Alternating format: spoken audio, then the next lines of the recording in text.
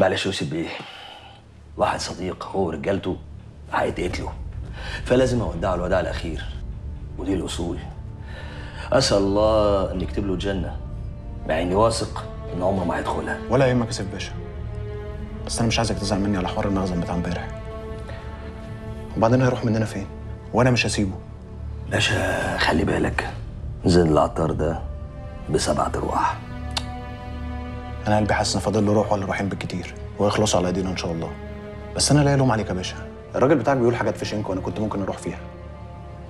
مش في شنك ولا حاجه يا باشا، هتلاقي محسن بيه بس هو اللي بلغه بالميعاد، عشان كده غير المكان. بعدين يا باشا سيبك من الكلام الفاضي ده كله، انا عايزك بقى تبقى شريكي في البيزنس، في القريه السياحيه الجديده اللي بعملها مع هاشم الذهبي. طب وانت مالي ايديك يا باشا من الموضوع ده؟ انا يوم ما استقلت من الداخليه وكل المشاريع اللي انا داخل فيها بتكسب بعون الله. المشاريع السياحيه دي بتكسب من قبل ما تبدا. خليك مع سيف، عمرك ما تخسر.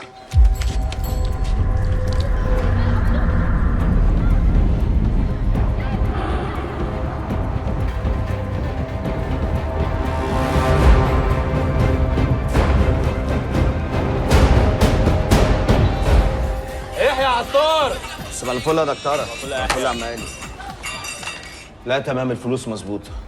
معلش يا جدعان ما تاخذونيش، انتوا عارفين الحرص واجب ودي فلوس ناس. طب ينفع اخد العربيه بقى؟ اه طبعا ينفع، كان عندك شويه مشاكل في الصيانه ظبطناها لك، والشكمان كمان ظبطناه لك. كده كتر الف خيرك والله. عيب يا جدع ما تقولش كده، انت اخويا.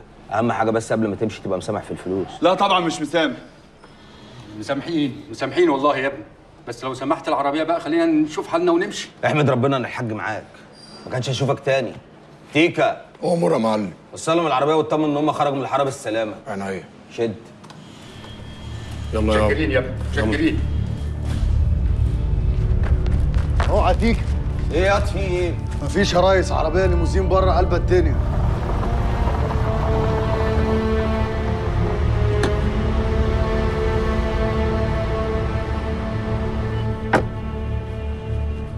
عم هاشم. ايه يا سي يحيى؟ اتفضل عمنا، خطوه عزيزه. فاكر نفسك بقيت مهم ولا ايه؟ عم هاشم اتفضل. خطوه عزيزه يا عمنا. اتفضل يا كبير. ايه اللي فكرك بينا؟ لا والله، على اساس ان انا نسيتكوا يعني وما اعرفش حاجه عنكوا يعني. انت ايه؟ افتكرت نفسك بقيت كبير بجد؟ كبير ايه يا حسره؟ هو في ايه يا عم هاشم؟ هو انا عملت ايه لكل ده؟ بتشتغل في البلطجه، تسرق عربيات وتاخد فلوس قصادها. مش احسن ما ابيع سلاح؟ لا، بيع السلاح احسن وانضف، على الاقل مش هجيبك كل يوم من اسم شكل. اسمع، انت هترجع تشتغل معايا تاني. عم هاشم احنا اتكلمنا في الحوار ده قبل كده وجبرت. انا ماليش عيش معاه. مش بمزاجك. انت هتشتغل معايا مش عشان سواد عيونك، لا، عشان انت يحيى زين العطار، وزين العطار خلاص قرب يقع، وانت لازم تبقى جاهز. مش عشاني، عشان خاطر جدك وامك. انا كلامي خلص، بكره الصبح الاقيك في مكتبي.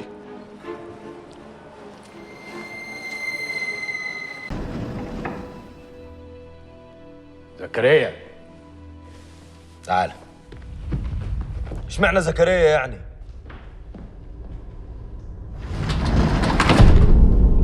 هنعمل ايه يا حاج؟ هناخد عزا عمك النهارده. يبقى مين بقى اللي عمل فينا كده؟ متولي وجلال. جلال سافر، بس اهله هنديهم له لما يرجع لنا بالسلامه. ومتولي؟ متولي حابس نفسه في بيتهم ومزود الرجاله والسلاح عشان يحموه. انا طار عمي ما يكفينيش فيه 1000 روح، هنطربق البيت فوق متولي واللي بيحموه. هو ده الكلام. راجل يا زكريا. طب اهدى اهدى يا زكريا واقعد. اهدى ازاي بس؟ اهدى ازاي يا حاج؟ اهدى يا زكريا، اهدى واسمع كويس اللي ابوك هيقول لك عليه. انت اللي قلت لنا ان الطار لازم ناخده بايدينا، وان الطار ما بيباتش. قلت لك بس ما علمتكش. انت دلوقتي دماغك سخنه، وطول ما دماغك سخنه هيصطادوك وانت رايح. عمك سليم حط خطه، هيقعد معاك ويقول لك. اهم حاجه عمي ينام في تربته مستريح النهارده.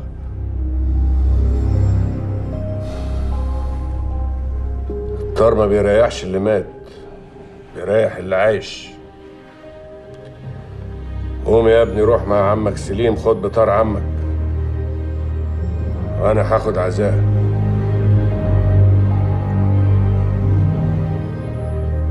ما انا مش هستنى هنا في البيت لما اموت من القلق. اي حد يخرج من القصر تخطفه فورا، اي حد. هي مش هتتحل غير كده عشان نعرف نتفاوض عليه. اوامرك يا ريس.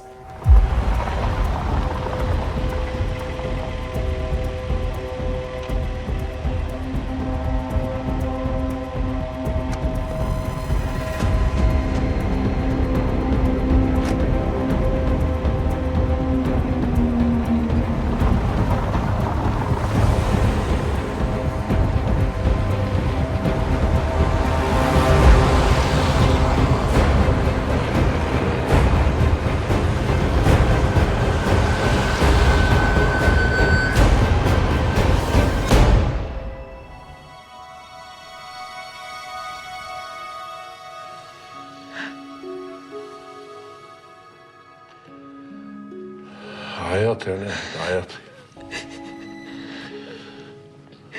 جوزك ما يكفيهوش عياط الدنيا كلها. قدر ومكتوب. ربنا يصبرك يا نهد ويصبرنا جميعا. ونعم بالله. شريف قال لي لما هيبقى كبير هيبقى معايا موجود على طول، بس هو دلوقتي مش موجود، راح خلاص، مش هشوفه تاني. راح بدالي فداني. الله يرحمك يا شريف. ولادك ولادي يا ناهد. ربنا يصبرك.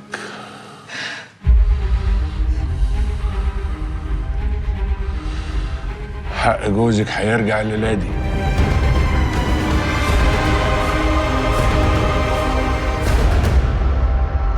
بسم الله الرحمن الرحيم.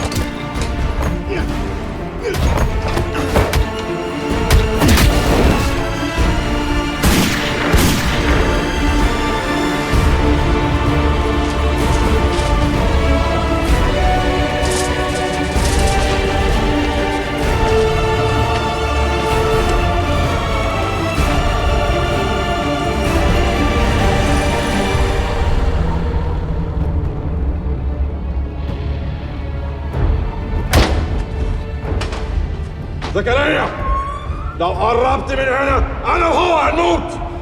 هتعمل ايه يا زكريا؟ هتعمل ايه؟ سامحني يا ابن عمي، بس الطار لازم يتاخد.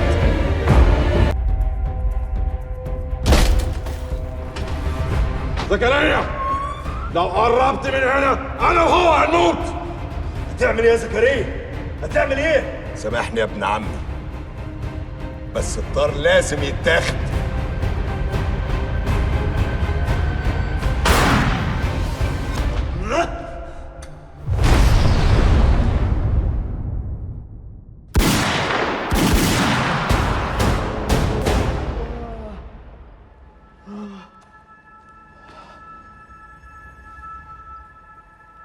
قضي الأمر.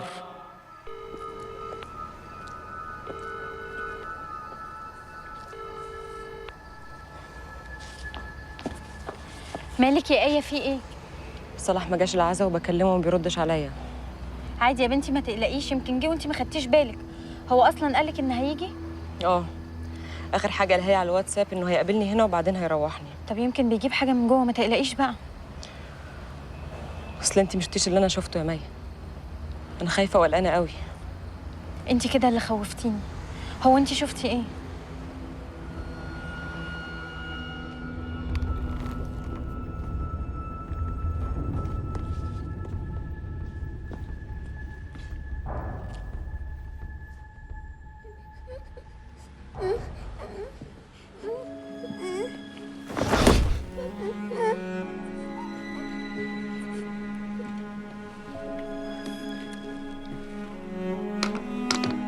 ما تخافيش، تعالي. ما تخافيش، تعالي تعالي تعالي تعالي.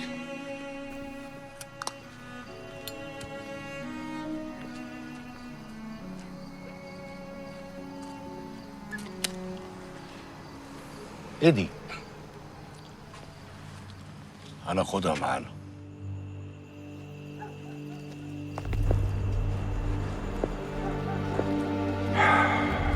متأسفين يا صالح بيه، يعني المكان مش قد المقام يعني لاستقبال سعادتك، لكن هنعمل ايه بقى؟ متورط وموضوع لا ليك فيه ولا حاجة أبدا. سامحنا على الطريقة اللي رجالتي يعني خدوك بيها عشان تيجي تزورني هنا.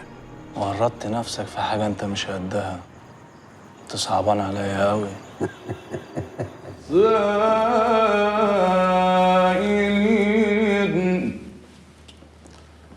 يا زكريا، بقاء لله في عمي شريف. قام الصلاة. حياتك الباقية يا ابني. عبد الله اتصاب وجبنا المستشفى، ان شاء الله هيبقى كويس. وأقام الصلاة وآتى الزكاة والموفون. نزف دم كتير ويحتاج نقل دم، ويا ريت يكون بسرعة.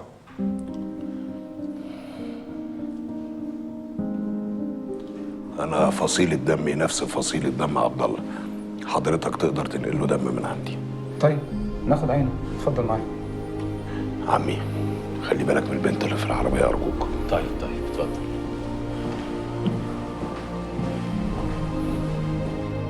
دكتور،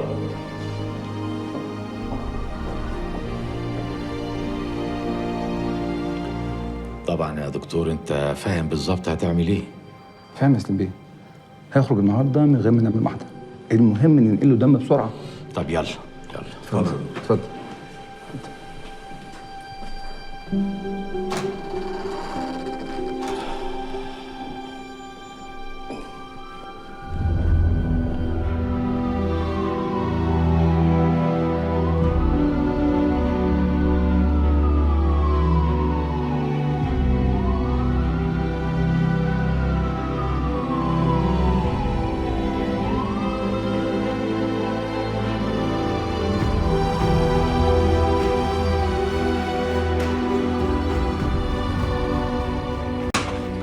أكرم، عاوزك ضروري. أيوه، مع السلامة. استغفر الله العظيم. خير يا باشا؟ متولي الشريف اتصفى هو ورجالته في فيلته. عاوزك تاخد رجالتك وتطلع لهناك، وقبل ما تروح هناك تجيب الملف بتاعه ليا. هو زين العطار هياخد طاره بسرعة كده؟ ما اعرفش يا سيدي، هو متولي الشريف حد عادي؟ راجل اعمال مهم، الدنيا كلها هتتقلب. احنا عاوزين نتابع الموضوع اول باول، اول ما تعرف اي حاجه تتصل بيا، مش عاوزك تتصرف اي حاجه من دماغك، فاهم؟ اتفضل. تمام عليك. استغفرك يا رب واتوب اليك. انت هتقعد هنا عندي يومين ثلاثة كده معزز مكرم. امال ايه؟ ده انت ابني الكبير. احنا نقدر نعمل حاجة في ابني الكبير يا عم الصالح. ما تقدرش تعمل لابن الكبير حاجة، لكن تحاول تقتل الكبير عادي، صح؟ ندمت وحياة راس ابوك الغالي. ندمت يا راجل، ده انا كنت هسيب البلد واهرب منها، بس عارف ما لحقتش. ابوك واخواتك خطفوا ابني وعاوزين يخلصوا عليا، وانا مش عايز اموت دلوقتي، ملهاش مزاج، مش وقته. فقلت تخطفني وتقايد بيا. برافو عليك، ما انت بتفهم اهو. تمام. متولي كان عاوز يخطفك بس انا عرفته وسبقته. انت عارف متولي دلوقتي الله يرحمه الفاتحه على روحه. بسم الله الرحمن الرحيم. امين. وانا مش عايز احصله، وانت لا ليك لا في الطور ولا في الطحين. هتشيل شيله ما انتش عايزها ولا هي ليها لازمه بالنسبه لك. انت اللي هتشيل يا جلال، عشان زين العطار بيقطع دراعه قبل ما يتلوي. يبقى ما خسرتش لوحدي. صح؟ لا مش صح، لان انت كده يا جلال ما تعرفش عيلة العطارين كويس. احنا ملناش طلبات يا صالح، احنا كل اللي عايزينه معاهد السلام. يا سيدي نجدد العهد يلا زي بعض، وانت تمنك غالي عند الزين، وهي فرصة يا سيدي نعرف انت غالي عنده قد ايه يا صالح. اشمعنى انا اللي دكتور؟ بتعملوا معايا كده ليه؟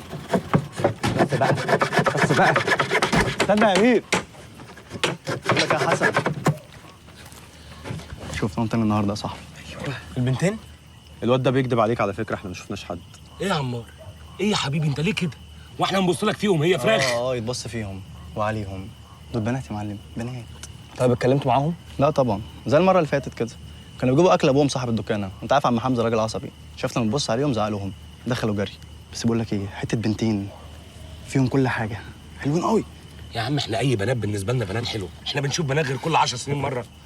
هو شرط الدار هنا ان احنا نترهبن ولا ايه؟ انا عايز اتجوز يا جماعه، جوزوني. يا ابني مفيش حاجه تمنعك من الجواز بجد والله العظيم. عايز تتجوز سيب الدار وروح اتجوز، وهل عزيز تبقى وفرت اكلك ل10 من عيال الدار. شكرا قوي يا عمار. العفو. انتوا بتعملوا معايا كده ليه يا جماعه؟ ولا اهدى بقى شويه، ما حدش عامل معاك حاجه اصلا، اهدى.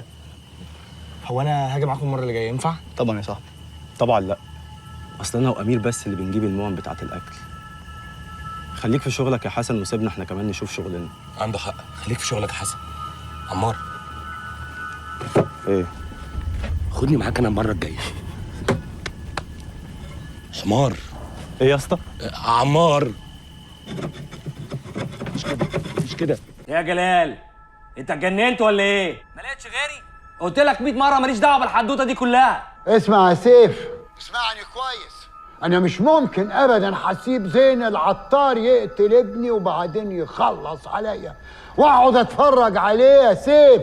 باشا وانا مالي؟ انت اللي سلمت دماغك لمتولي. وبعدين انت قلقان من ايه؟ كده كده زين العطار مش هيسيبك. عايز تجيب رجل انا ليه؟ اسمع يا سيف، انا كل اللي انا عايزه منك انك انت تبلغ زين العطار ان ابنه عندي، وان انا لا يمكن هسيب الموضوع ان انا عايز اقابله، ونعمل معاهده سلام وكل واحد يروح لحاله، وخالتي وخالتك وخالته، واتفرقت الخالات يا حبيبي.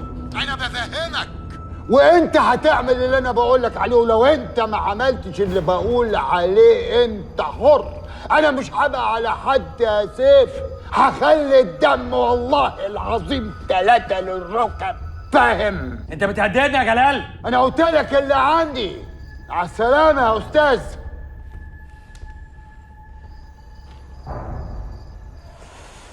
اسمها ايه؟ معرفش، ما لحقتش اتكلم معاها من ساعه ما اخدتها. اسمك ايه يا حبيبتي؟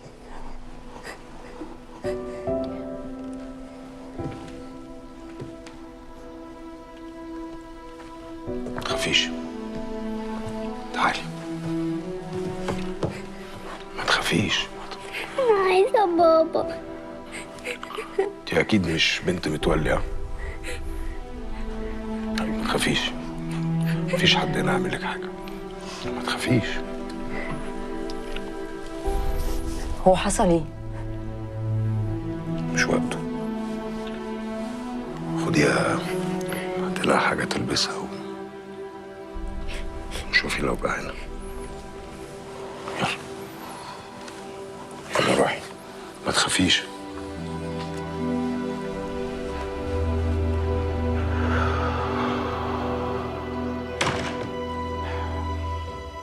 زكريا،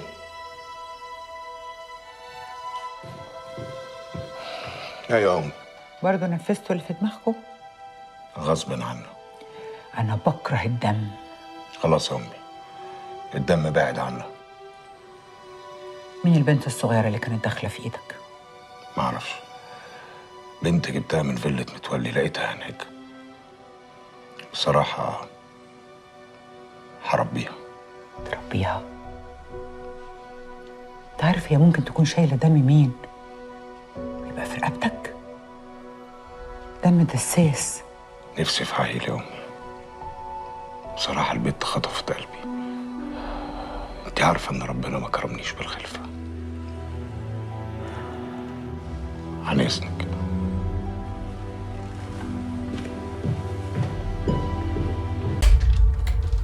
قوم يا واد، قوم يا واد، ما تستعبطش. قوم وقول لي ناوي تعمل ايه؟ عايزه ايه يا اما مني؟ انا ما نمتش بقالي 3 ايام ودماغي مش فيا. هتنام غير اما تقول لي ناوي تعمل ايه؟ في ايه يا اما؟ هاشم الذهبي هتروح تشتغل معاه ولا لا؟ ما قلت لك هفكر. مفيش تفكير، من بكره تروح تشتغل معاه. هاشم ما كانش هيجي لك تاني بعد المصيبه السوداء اللي انت عملتها معاه اخر مره، الا اذا كان عايزك بجد وعايز منك حاجه. دي فرصتك، اكبر واتعلم عشان تعرف تاخد حقك من اللي ابوك زين حرمك منه سنين ورماك زي الكلب قبل حتى ما تتولد، سابك للرصيف ينهش في لحمك. بتضحك عليه يا واد؟ انت هتجنني؟ اصلك بتقول ابوك زين، دلوقتي زين بقى ابوك خلاص؟ اقول عليه ابوك بس لما يجي سيره حقك وحق جدك منه، غير كده ده كلب وسخ ما يستاهلش غير موت الكلاب اللي هتبقى على ايدك يا ابن هناء. ماشي يا اما، تصبحي على خير. زين، صالح ما جاش العزا ليه؟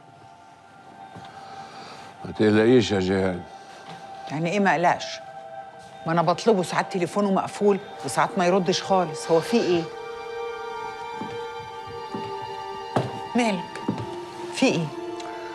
حاسس ان ضغطي عالي. ناوليني ده الضغط. بعد الشر عليك، ليه كده بس؟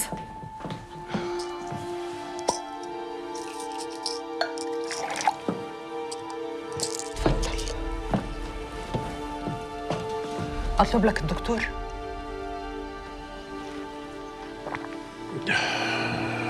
اللي عندي ما يداويهوش الاطباء. بعد الشر عليك، امال ايه اللي يداويه بس؟ يداويه قربك يا شريكة حياتي. شريكة حياتك بس؟ شريكة حياتي وحبيبتي وسندي. محدش يقدر على حزني غيرك انت.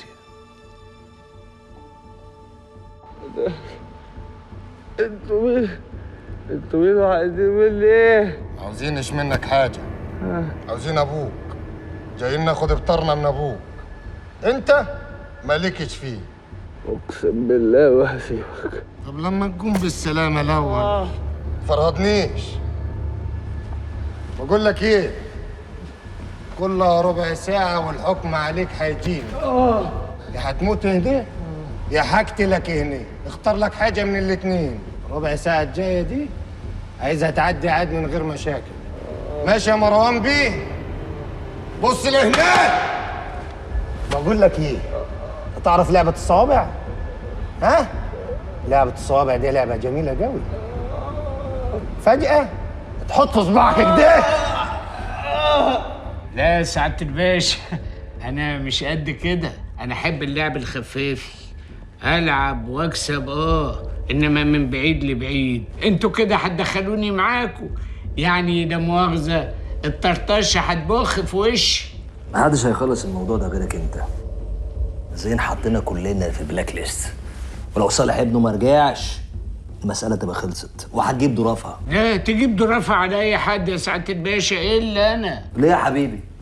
ما انت شغال معانا، انت عارف زين مالوش في الصنف، واحنا اللي بنسلك لك كل حاجة، ولولانا احنا كنت زمانك انت دلوقتي صبي من صبيان متولي، وبعدين انا رايق، مش لازم تقول لي زين.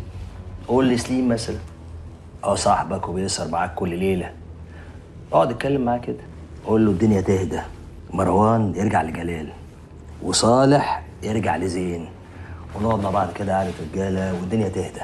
طب يا سعاده الباشا انا كان ليا طلب يعني. لا ما بحبكش وانت كده، مش عايزه تمشي معايا طلب بطلب، كده تخسر كتير. ماشي يا كبير، ربنا يقدرنا على فعل الخير ونبقى نطلب بعدين. وبعدين برضو عشان تصلح غلطتك اللي فاتت، مش انت قلت لي ان مخازن زين مليانه سلاح؟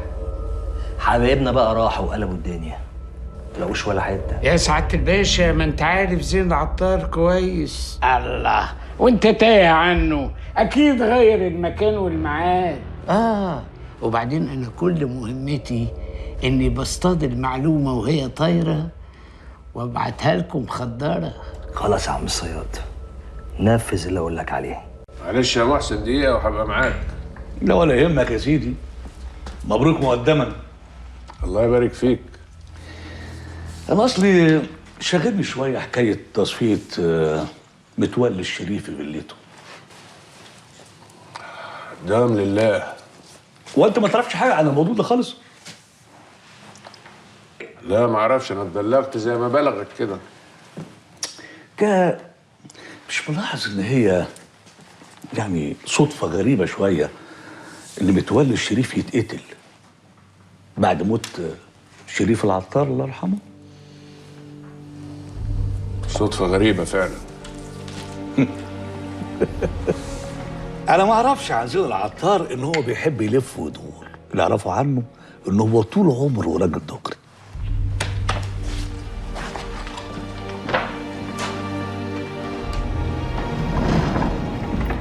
طب ما تيجي دغري يا محسن.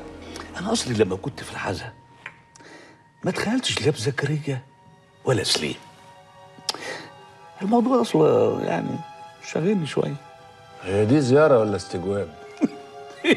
يا زين في ايه؟ الله، زياره يا اخي، صديق بيزور صديقه، فيها حاجه دي؟ والصديق اللي بيزور صديقه يوجه له اتهامات كده؟ يا عم انا مش جهه اتهام، الله، انا شايف ان الحكايه دي يعني هتقلب الدنيا، الحكومه مش هتسكت. رايي الشخصي ان اللي عمل العمله السوداء دي يسلم نفسه احسن. الحكومه تعمل ما بدالها بعيد عني، اللي يخصني ما يلزمهاش. ورأيي الشخصي برضو إن الحكومة تركز مع متولي الشريف أحسن. متولي كان راجل أعمال كبير وليه أعداء كتير، بس اللي بيلعب بالنهار لازم يتلسع منها. زي ما انتوا اتلسعتوا منها، صح؟ ما تخلقش لسه يا محسن اللي يقرب النار من العطارين. أنت عارفنا كويس. أنا عارفكوا كويس قوي، عارفكوا إن انتوا ناس بتحبوا البلد دي. معلوم بنحبها. واللي يحبها يعمل كده برضه في واحد من رجالتها؟ متولي عمره ما كان من رجالتها. صدقني من مصلحة البلد دي إننا نرجع تاني صف واحد زي ما كنا. الله، جري يا زين، تهديد ده ولا إيه؟ شوف يا محسن بيه، لا أجي عليكم ولا تيجوا عليا. كل واحد يلزم حدوده أحسن عشان الكل يرتاح. والله نورتني النهارده. ميرسي.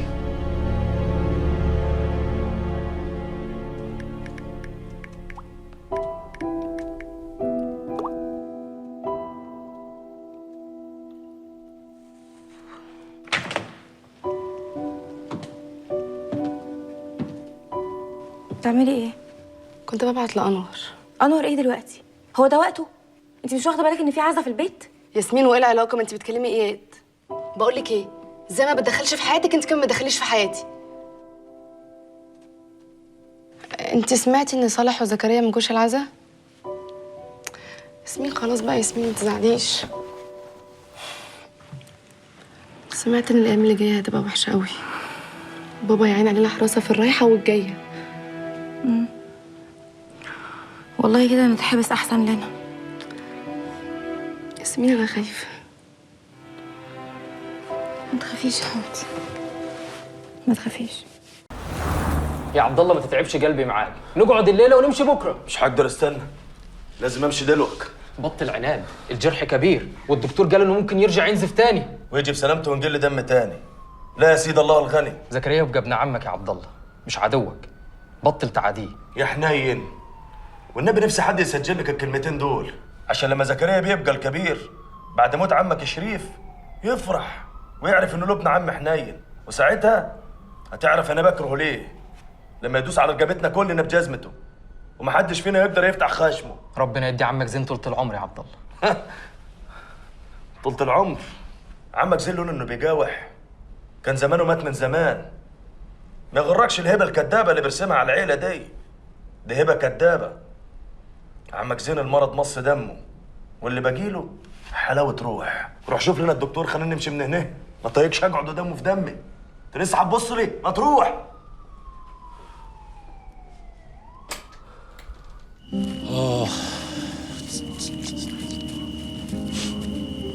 يا ابو علي، كان قلب حزن مش هيجي لك نوم. في ايه مالك؟ عادي يعني يا عم، بفكر بس. طب احكي لي. أول مرة أشوف الموت وأقرب منه أوي كده. أول مرة ممكن، بس أكيد كنت مستنيه يعني.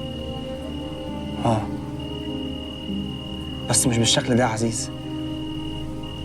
عيال كتير أوي ماتوا، خدوا سلاح وخرجوا يضربوا نار على ناس هما مش عارفين هما مين ولا بيموتوهم ليه. الله يرحمه. بس احنا كنا بنتدرب عليهم ده يا حسن، وكنا مستنيين. هي عندك حق. وانت لازم تكلم زين العطار برضه، لازم تفهم منه ايه اللي حصل ده وايه اللي هيحصل بعد كده. زين العطار؟ ليه؟ انت فاكرني زكريا ولا صالح؟ انا حتى معيش رقم تليفونه. انا من هنا يا عزيز وهفضل هنا. ماشي يا عم. مفيش حاجه تانيه مضايقاك؟ حاجه تانيه زي ايه يعني؟ مفيش حاجه تانيه. ست الحسن، الشاطر حسن. لا خالص، عيادنا انا ما شفتهاش اصلا غير مره واحده ومن ظهرها. بس انت عارف، اوقات كتير قوي بقعد اتخيل عينيها وهي بتبص لي، ملامحها، ضحكتها. بقعد اتخيل واحنا ماسكين. يا عم اسكت بقى، دي كلها احلام. يا عم اسكت. يلا خلي اليوم ده يعدي على خير. ماشي يا عم. يلا. قلت لي عينيها وايه تاني؟ يلا يا بقى. انت كنت عايز تعرف ايه بالظبط؟ عالمين عالمين عالمين عالمين عالمين يا ابن الوطين عالمين. كنت جاي تغني، روح اسأل قبلنا مين. ما تروحش تبيع المية لعيلة العطارين.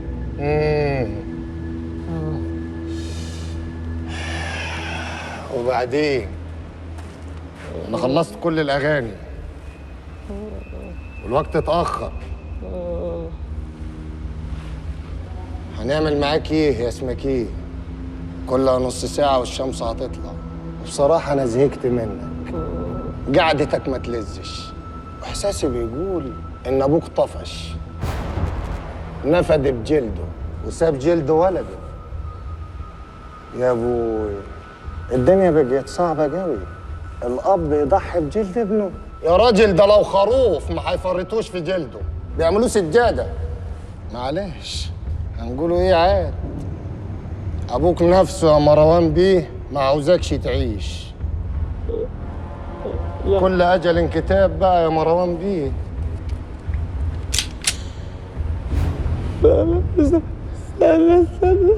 استنى طيب، هتعمل ايه طيب؟ هعمل ايه؟ نطلع مسدس اعمل ايه؟ ده حقيقي على فكرة. ايه هروش مية؟ ابوس رجلك استنى. هم قالوا هيكلموك صح؟ طب ما على يدك اهو يا مروان بيه، محدش كلمني. اوعاك تكون شاكك ان انا عامل الموبايل سايلنت.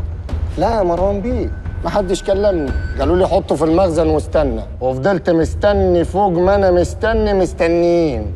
استناني عاد. وبصراحة يا مروان بيه الدكتور قال لي يا فارس اوعاك تقتل على معدة فاضية. وانا بصراحة بدأت اجوع، والجوع كافر. يرضيك اجوع كافر؟ انطق الشهاده بقول لك. ابوس رجلك. انطق. اشهد ان لا اله الا الله محمد رسول الله.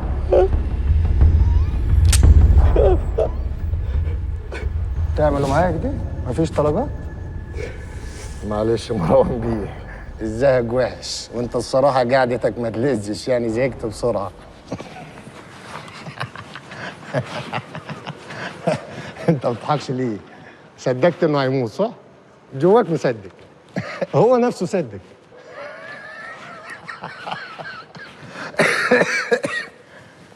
على مين على مين على مين على مين؟ صالح اخوك ما جاش العزا، وامك قلقانه عليه وانا لازم اعرف هو راح فين.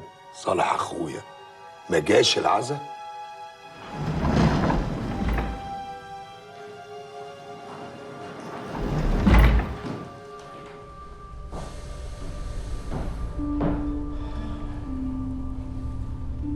باقي في حياتك يا زين. حياتك الباقي يا سليم. صالح اخويا ما جاش العزا. صالح عند جلال العلايلي بيطلب منك السلام، يا اما روح صالح قصاد روح ابنه. مدام زين قال نجتمع في قصره يبقى يدينا الامان بقى. وليه ما تقولش انه عايزك معانا كلنا عشان يخلص مننا مره واحده، زي مذبحه القلعه بتاعت محمد علي. باشا انا قلبي مش مرتاح، حس الامن بيقول في حاجه غلط. خلاص يا هشام بيه، اللي تشوفه سعادتك. مفيش اخبار عن صالح؟ جاي ما تقلقيش. طب قول لي بس هو فين؟ جلال خطفه، عاوز يقيضني بيه على ابنه عشان ابنك ما بيسمعش الكلام وماشي من غير حراسه. رجع له ابنه عشان قلبي انا ما يتحرش على ابني. حاضر.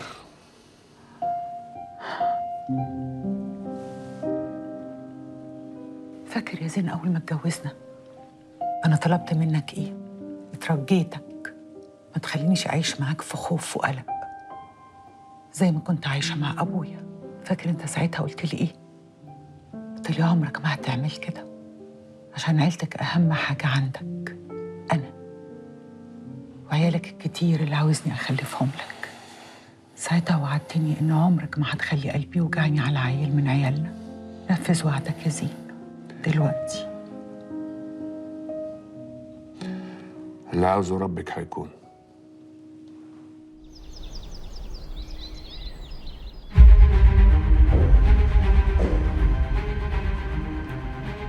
زين جمع كل تجار السلاح الكبار في القصر بتاعه، وده بعد موت متولي وشريف.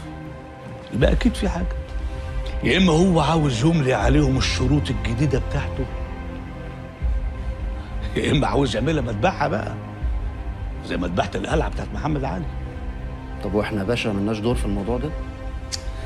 للاسف ما قدمناش غير ان احنا نقف ونتفرج وبس.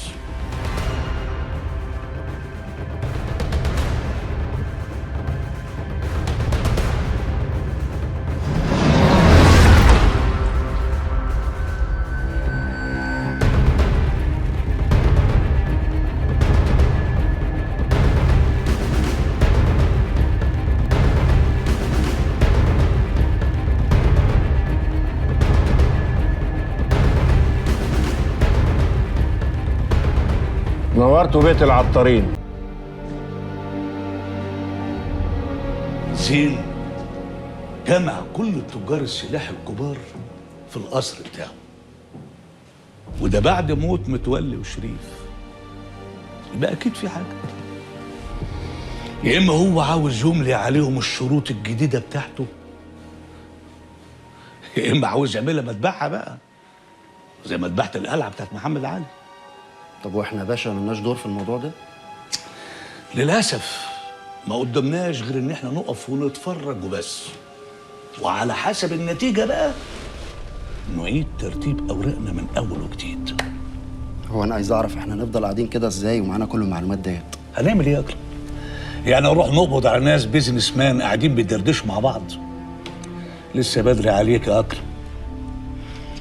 قول لي صحيح، وصلنا لايه في موضوع متولي ده؟ مفيش بصمات لاي حاجه ولا حد عايز يتكلم عن اي حاجه اصلا يا باشا. دي كانت مذبحه، متولي ورجاله كتير راحوا في الرجلين، حتى الطباخين.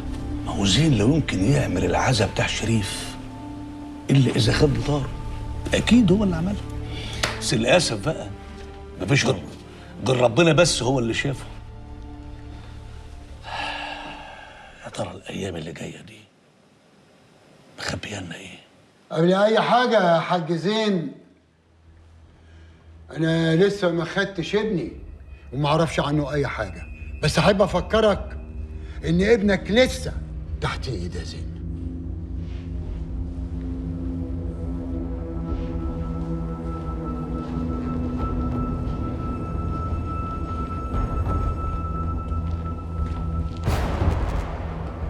اقعد يا جلال.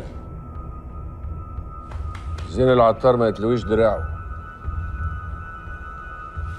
معلش يا حاج، الظاهر ان جلال بقى ينسى ومحتاج حد يفكره. ما يبقاش الكلام كده يا سليم، نتكلم بالعقل. مين هيبدأ الكلام يا زين؟ اللي عاوز يتكلم يتكلم. أنا عايز أتكلم أنا، بس بشرط موافقة الإخوة طبعا. واضح إن مفيش حد عنده اعتراض. أنت صغرتنا يا زين، طول عمرك نمرة واحد في السوق، وأنت اللي بتدخل البضاعة مصر عن طريق الصعيد، وأنا نمرة 2 بدخل البضاعة عن طريق أهلي في مطروح، وجلال مظبط الإعلام بقنواته، وسيف مظبط الحكومة، ومتولي كان مظبط التوزيع على التجار الصغيرين. بس أنت اللي اتغيرت وعايز السوق لنفسك، ومنعتنا من أي شغل يجيب مكسب زيادة. كلامك كله مظبوط لغاية لما قلت بس. أولاً أنا ما اتغيرتش. ثانياً لو كنت عاوز السوق لنفسي كنت عملت كده ومن زمان كمان. بس أنا ما بغيرش اتفاقاتي، والاتفاق سيف على رقاب الكل وأولهم أنا. أنتوا اللي طمعتوا وخنتوا الاتفاق. محدش كان عايز ده يحصل. متولي يستاهل الحكم اللي أنت حكمت بيه عليه، ومحدش غلطك، وجلال جاي لك بنفسه اهو، وهيقبل أي حكم أيا كان. بس كلنا مش موافقين نرجع زي الأول. أنت الكبير وعلى راسنا من فوق، لكن الكبير بيكبر على قد اللي حواليه ما يبقوا كبار. كلكم كبار يا هاشم، طول ما انتوا لابسين التوب اللي على مقاسكم. ومين اختار لنا التوب اللي على مقاسنا يا زين؟ خلاص بقى يا هاشم بيه، سيب الحاج زين يتكلم، وزي ما اتعلمنا وقروا كبيركم. اتكلم يا حاج زين، اتكلم. احنا كلنا جايين النهارده عشان نسمع سعادتك. شريف اخويا الله يرحمه فداني بحياته في نفس اليوم اللي انا قعدته فيه مكاني، يعني بقى الكبير. وانتوا عارفين لما الكبير ينضرب يعني الحرب تقوم، وانا اكتفيت بمتولي بس. العرف اللي كنا ماشيين عليه ان السلاح للي عاوز يلعب بيه، واحنا ملناش في اللعب ده. القوانين اتحطت ومشينا عليها، انتوا اللي خرجتوا على العرف وكسرتوا القانون. عشان كده انا حطيت قوانين جديده والكل هيمشي عليها. ولازمته ايه الكلام ده يا زينب؟ لازمته يا اخوي انك مالكش كلمه مسموعه، مخليهم حاسين ان وجودك زي عدمه. لازمته ان زين طردنا وهجرنا كلنا على هناه، وهو قاعد يدبر ويجرر ويبعت لنا في اوامر. زين طول عمره بيعمل كده، ايه الجديد يعني؟ لا في جديد يا اخوي، المره دي اوامره هتصغرنا كلتنا طول العمر. عيب الكلام ده يا زينب دلوك. يا اخوي ما عيب الا العيب، خليك كده اقعد قول طيب وحاضر وعامل فيها الغلبان لحد ما تلاقي صالح ولا حازم جاي يقعد مكانك هنا ويطلعك من العموديه خالص ويقعدك على المعاش كمان. زين هو اللي قعدني على كرسي العموديه، وكلمته سيف على رقبتي، وده كان عهد مع ابونا. وايه رايك بقى يا بتاع العهد انت بعد ما زين يموت لا قدر الله، يعني العمر الطويل ليه، وتلقى حته عيل من دور عيالنا زي زكريا كده كلمته تمشي على رقبتك زي السيف، ساعتها هتعمل ايه؟ ومن الساعة دي مفيش رجل غريبة هتدخل السوق إلا بعلم الكل وعن طريق أنا. وانت يا جلال العمليتين اللي جايين هتطلع فلوسهم صدقه على روح المرحوم شريف. مش كتير يا حاج زين. كتير عليك ولا على روح شريف العطار يا جلال؟ اعتبر انك فديت بيهم رقبه ابنك. انت كده بتخنق السوق يا حاج زين، بتصعبها. يسروا ولا تعسروا. القوانين هتمشي على الكل واولهم انا. ماشي يا حاج، بس كده يبقى ناقص حاجة صغيرة. السلاح الممنوع يتفك الحظر عليه. ايوه كده يا حاج، السوق يفتح شويه وزي ما بيقولوا الخير يعم على الكل باذن الله. ماشي نفكر فيها. كنا عايزين نعرف كمان مين اللي هيوزع السلاح على التجار الصغيرين مكان متولي. اصل انا عندي واحد ضمنه برقبتي، يحيى العطار. اكيد انت كمان ضمنه.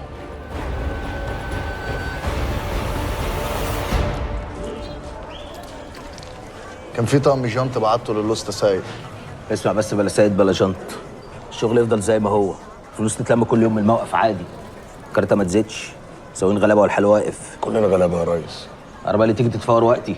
مش كنت تاخدنا معاك يا ريس في المصلحه دي؟ على الاقل تنتشلنا من الحاره والفقر والجهل اللي احنا فيه ده. اتسدرتي يا معلم. تسي يا اخويا؟ ديرتي رديئه.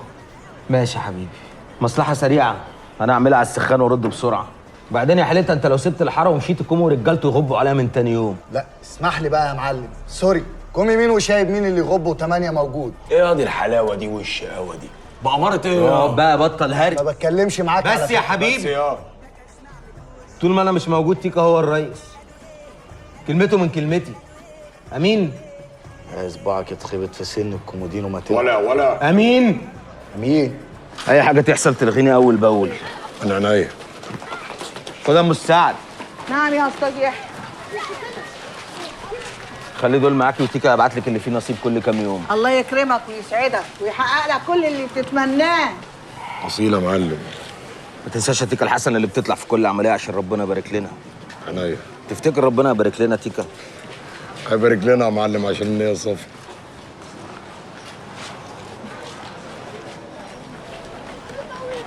الو يا عبير، في ايه يا عبير؟ انا افضل مستنيكي طول النهار. هستناكي في البيت، يلا ما تاخريش. ايه اللي في دماغك يا حاج؟ انا من امتى بقول لك على اللي في دماغي يا فتحي؟ لا كده انا ممكن ازعل. مش لايق عليك، انت الوحيد اللي لو زعلت هتموت. ربنا يديم عليا البهجه وطهاره القلب. القعده اللي حصلت مع الرجاله دي مش هتخلص على كده. هاشم في دماغه حاجه بيدبرها. الراي يقب ويغطس جوه دماغ هاشم ويجيب المطلوب.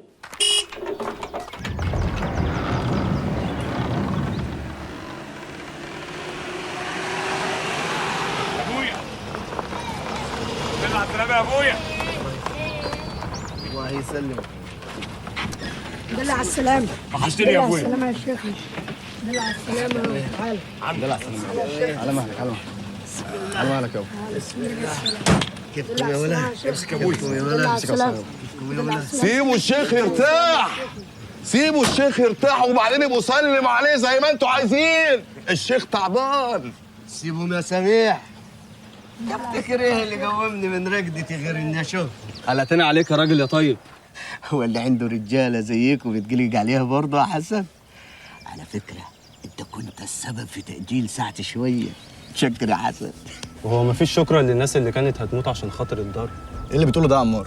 المفروض يوقفنا صف ويشكرنا واحد واحد ولا ايه؟ شكرا يا عمار. أنا داخل ارتاح. انا اللي مستغرب له ان انا الوحيد اللي ما شكروش. انتوا بتعملوا معايا كده ليه؟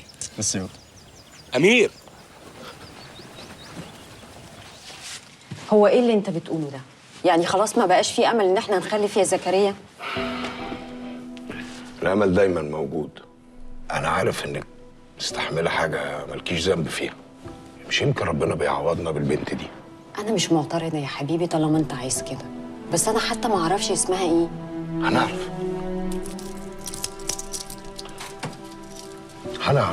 نعرف اسمها وفصلها وحكايتها.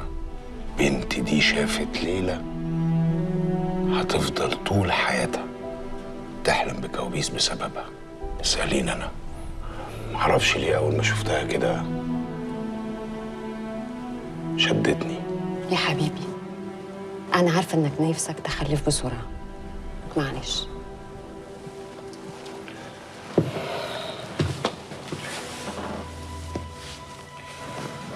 ربنا يعوضنا خير. هيعوضنا خير. طب انتي هتفضلي سرحانه كده كتير؟ كلمتيني ليه طيب؟ انا لا سرحانه ولا حاجه، بس بصراحه بقى نفسي اتكلم مع حد ومش لاقي حد غيرك اتكلم معاه. في ايه مالك؟ هو انا ممكن اسالك سؤال وتردي عليا بصراحه؟ اتفضلي يا ستي. هو انتي شايفاني ازاي؟ بشوفك زي القمر طبعا. انا بتكلم بجد. بتشوفيني قد ايه يعني؟ قد ايه؟ حبيبتي انتي حاسه ان انتي تخنتي؟ اخر مره وزنتي فيها نفسك كانت امتى؟ انا بتكلم بجد. انتي عمرك ما استقلتي بيا؟ قلتي بنت عيلة مين دي؟ اتجننتي يا بنتي ولا ايه؟ انتي اول ما كلمتيني سبت كل حاجه في ايدي وجيت لك على طول. ما بعملش كده مع حد على فكره. هنيجي بقى النهارده ونشوف مين شايف ايه ازاي. اصل انا بحس ان الناس بتبص لي بصه ان انا بنت مش كويسه.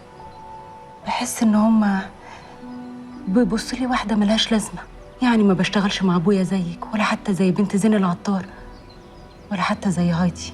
يا بنتي انت بنت الرايق. وبعدين انت اول مره تتكلمي عن اسمها هايدي دي اصلا. ما اتكلمش عنها ازاي بس؟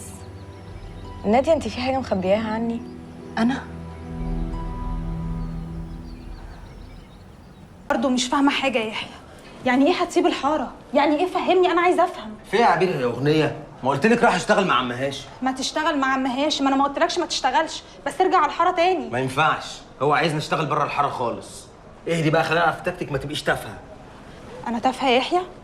قبل ما تسيب الحاره وبتقول عليا كده، امال لما تسيبها هتعمل فيا ايه؟ يا بنت مش قصدي، انا قصدي ما تشغليش بالك انت باللي هيحصل دلوقتي. انا ما اقدرش ابعد عنك يا يحيى. ومين قال لك اني هبعد عني؟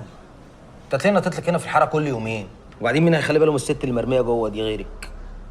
اهدي بقى عشان نعرف نتجوز والمك بقى. يا خوفي منك يا يحيى.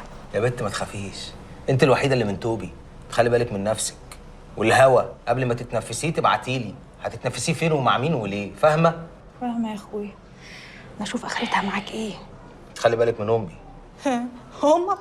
هي امك دي حد يعرف ياخد باله منها برضو يا يحيى؟ تلم بقى واسمعي الكلام.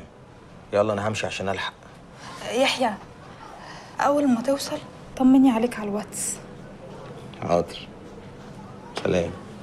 ما تنساش يا يحيى. حاضر.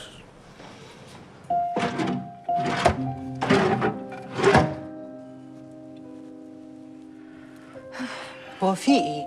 من ساعة تعالي يا ماما عايزينك، تعالي يا ماما عايزينك، اديني جيت قعدتوا انتوا الاتنين ساكتين، في ايه؟ مامي ما تقولي لنا كده بصراحه، احنا هنفضل محبوسين كده لحد امتى؟ لحد ما ابوكوا يقول انكم تقدروا تخرجوا. ليه بقى، هو سجن؟ عشان خايف عليكم. طب والخوف ده هيفضل لحد امتى يعني؟ انت عايز تخرجي تروحي فين؟ احنا اصلا لسه ما خلصناش 40 بتاع عمك شريف. يا مامي مين اللي هيقدر يستحمل يفضل عايش بالشكل ده يعني؟ اخصى عليكي، وانا بقول عليكي انت الكبيره العاقله، بدل ما تقعدي مع اختك تكلميها وتعقليها وتفهميها، لا عايزين تخرجوا. طب روحوا اقعدوا مع مرات عمكم، خدوا بخاطرها. عايزين تروحوا فين؟ مش كفايه البلاوي اللي جات لنا من الخروج؟ ماما بقول لك ايه، هو انا المفروض امتى هكبر ويعتبروني واحد من العيله؟ عمرنا ما هنعتبرك حد من العيله. والله العظيم انا مش بهزر. طب تعال يا ولد، عايز تكبر؟ تعال اقعد وسط الحريم. تصدقوا بقى ان انا غلطان ان انا بتكلم معاكوا اصلا؟ لا طب تعالى سلينا شويه طيب. اسكتي بلاش دوشه، ما اكلم اخوكوا صالح. لا احنا بنصابه في كل عيالي.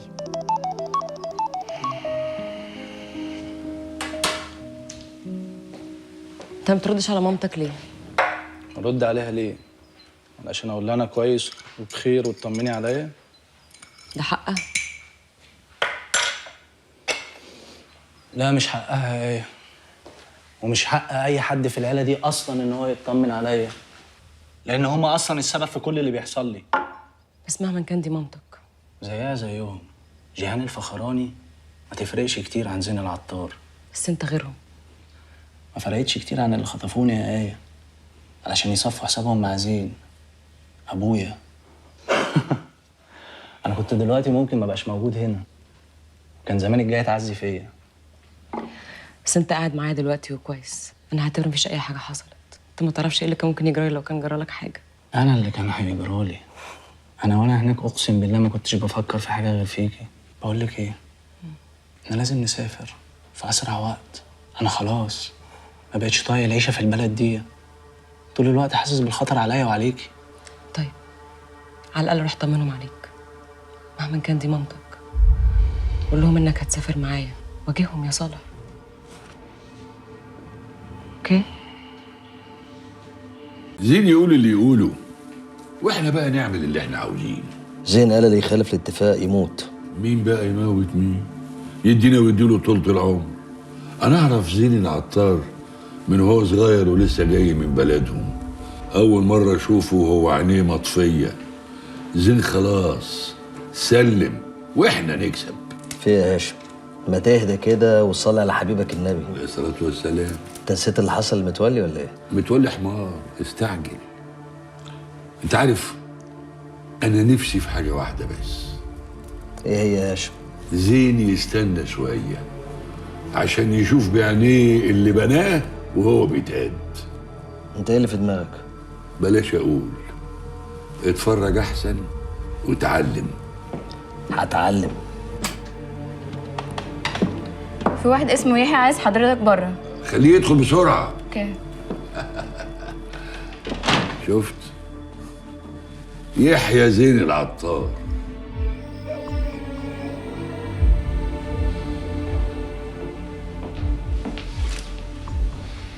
بقاء لله، بقاء لله. البقاء للحاج صبري، بقاء لله، بقاء لله. سعيكم مشكور. سعيكم مشكور يا حاج وفيق، اتفضل. سعيكم مشكور يا رجال. وفيق المحمد جه يعز. وده ايه اللي جابه ده؟ ده عزة واكيد جاي يعمل الواجب. لا، هتفضلي خايبة طول عمرك. ده اكيد جاي يشمت. ربنا يعدي الايام اللي جايه دي على خير. بقالي سنين بتحايل عليك تيجي تشتغل معايا وما بترضاش. ايه اللي خلاك بقى توافق وتيجي المرة دي؟ امي هناء مش هتندم لا انت ولا امك. طب بقول لك يا باشا، ما تيجي نجيب من الاخر زين العطار.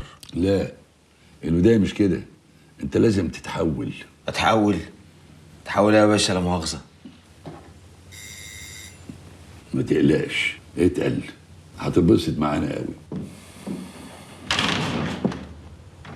امرني يا هشام بيه. خلود اللي اتفقنا عليه حوليه. اتفضل يا يحيى بيه. او النبي خلود حوليني. امال نايت فين؟ في اوضتها. ما نزلتش ليه؟ اتحايلت عليها كتير ما رضيتش. عايزه تروح تقعد عند اهلها. تبقى توصل مرات عمك عند اهلها وتعين لها حرس. اعتبره حصل يا حاج. ومراد تسافر؟ ايوه يا عمي، 3 ايام وراجع على طول. نيجي بالسلامة ان شاء الله. ساكتة ليه يا ام لسان طويل؟ مش بعادة يعني. عايزين نشوف لها عريس البت دي يا جيهان. بصراحة بابي احنا تعبنا، مش قادرين نستحمل الحبسة اللي احنا فيها دي. ايه اللي بتقوليه ده؟ انت اتجننتي؟ لا يا مامي، ما اتجننتش ولا حاجة، بس اتخنقت. نفسي اخرج ومش قادرة استحمل. طب خلاص اسكتي، مش وقته. عندها حق يا جيهان. خلاص اللي عاوز يخرج يخرج، بس ياخد معاه حراسة. ربنا يخليك لينا يا عمي، طول ما حضرتك جنبنا هنفضل حاسين بالامان على طول. الايام اللي جايه صعبه. مش هتبقى اصعب من اللي فات ابدا يا زين. لا، هتبقى اصعب. انا مش بقول كده عشان اخوفكم، بس عشان تبقوا عاملين حسابكم. ربنا يخليك لينا يا عم، وتفضل على طول مجمعنا. انا املي انكم تفضلوا متجمعين على طول بيا او من غيري. عيله العطارين مش زين العطار بس.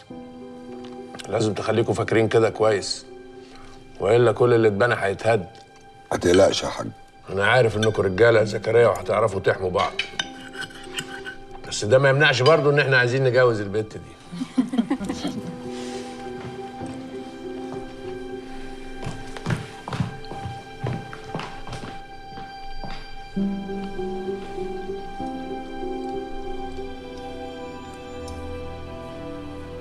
ما حدش بيقول اي حاجه يا يوسف، كله في التحيات بينفي التهم عن بعض.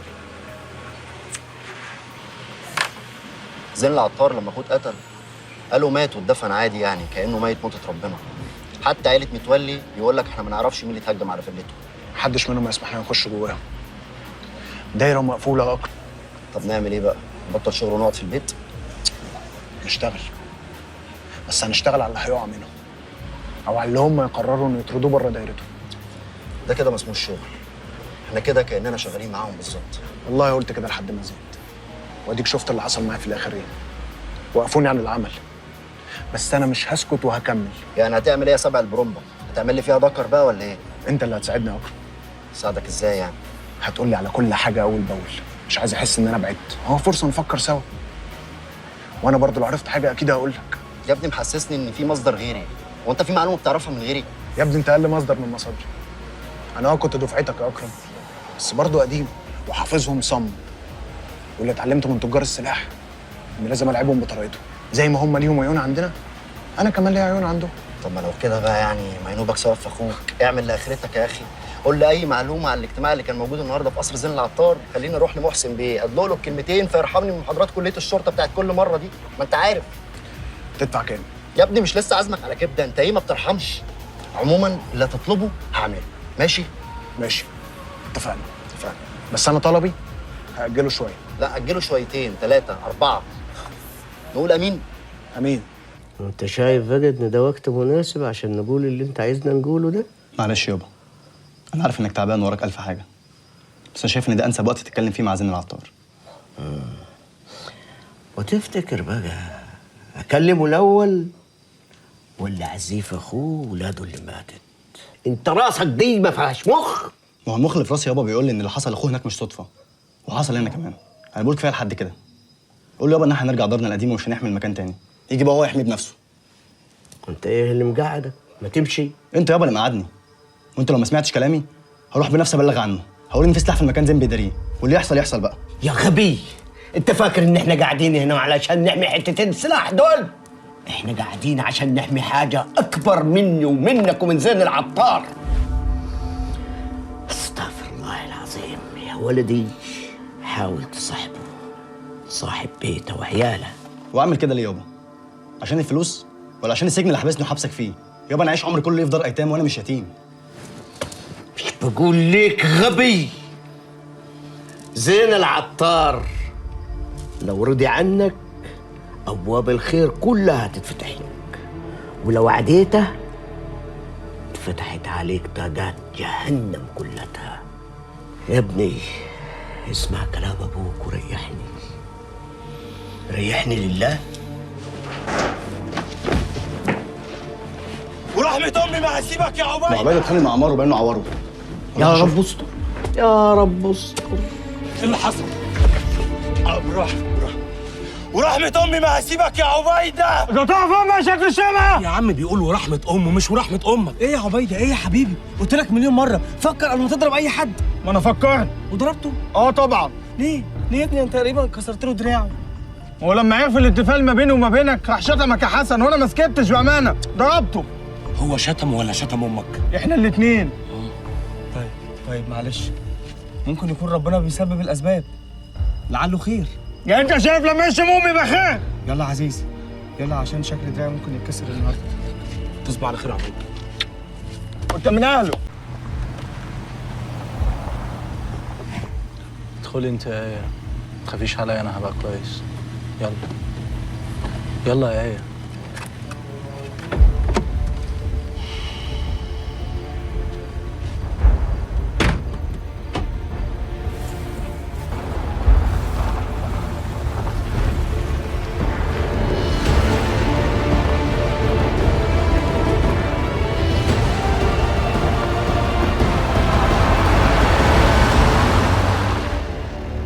عايز تاكلي شوكولاته؟ طيب ما تمدي ايدك. خدي اهو، كلي شوكولاته. عامله رجيم. طب ما قلتيش ليه؟ نشيل بقى الشوكولاته، بلاش شوكولاته. احنا لازم نتكلم على فكره، يعني يبقى ما بيننا كلام. يعني على الاقل اعرف اسمك ايه؟ اسمك ايه انت؟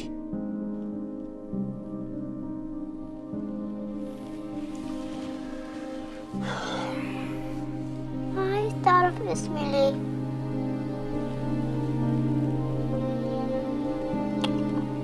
يعني عشان انا لو حبيت اناديكي تيجي تقعدي عايز معايا. تناديني ليه؟ انا مش عايزك تناديني، انا عايز امشي بس خايف امشي تقتلني. اقتلك؟ لا يا حبيبتي، ما حدش يقدر يلمسك اصلا. لو عايزه تمشي امشي، باب مفتوح، امشي ومحدش هيجي ناحيتك. ما تخافيش، لو عايزه تمشي امشي. يلا.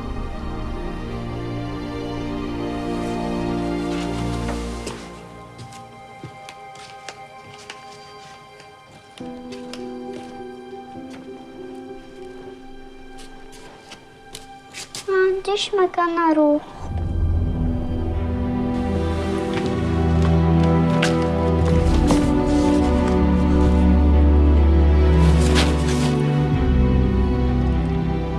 ناكل شوكولاته، ناكل شوكولاته.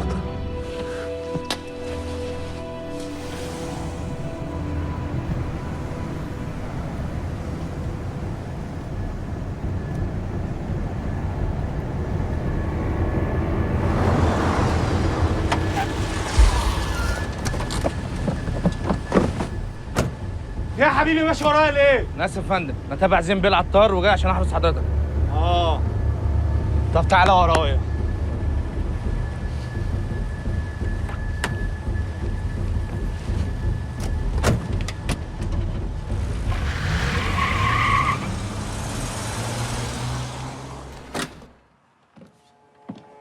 سلمى سلمى سلمى سلمى انت عملتي ايه؟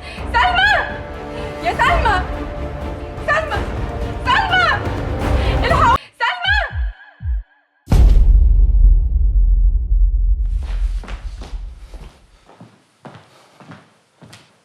يا بابا ما ينفعش تخلي حد يراقبني.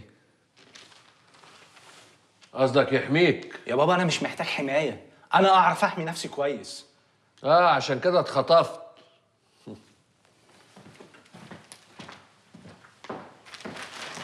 يا ابني انت ما شفتش امك كانت عامله ايه؟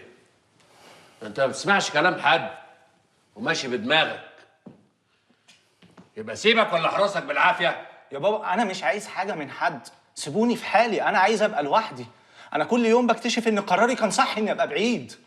وانا ما بقتش عاوزك تقرب. يا بابا ارجوك طيب ما تخلينا كلنا بره. ايه في ايه؟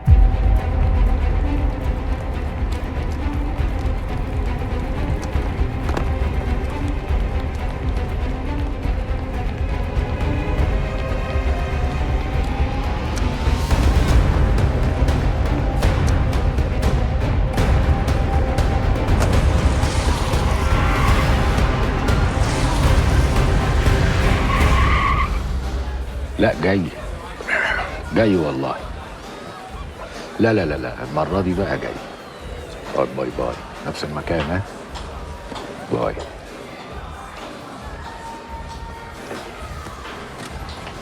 فارس. ايه يا عمي؟ أنا هوصل مشوار وبعدين هروح.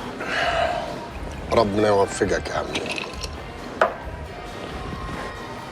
ويوفقك أنت كمان. قولي امين، قولي امين. امين. بقول لك ايه، ما تحبيني بقى.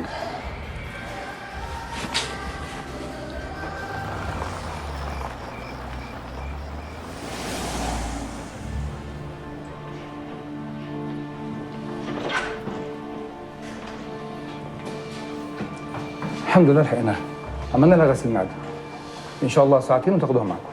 بس واضح ان اعصابها تعبانه، يا ريت محدش يعاتبها في اي حاجه او يتكلم معاها في اي حاجه. نصيحتي ليكم تودوها لدكتور نفسي يتكلم معاها افضل. شكرا يا دكتور. عن اذنكم.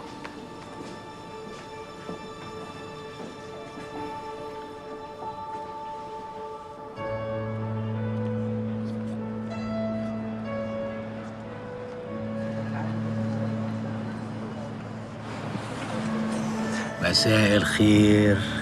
مساء الخير. كويس انك جيت المرة دي. يا ترى ايه اللي فكرك بيا؟ فكرني بيكي؟ على رأي حبيبتك، فكروني ازاي؟ هو انا نسيتك؟ هما كلموك تاني عني؟ وافتكرت فرحت وياك قد ايه؟ ويا ترى فكروك كمان يا روحي بعدنا ليه؟ اهي دي بقى مش عايز افتكرها.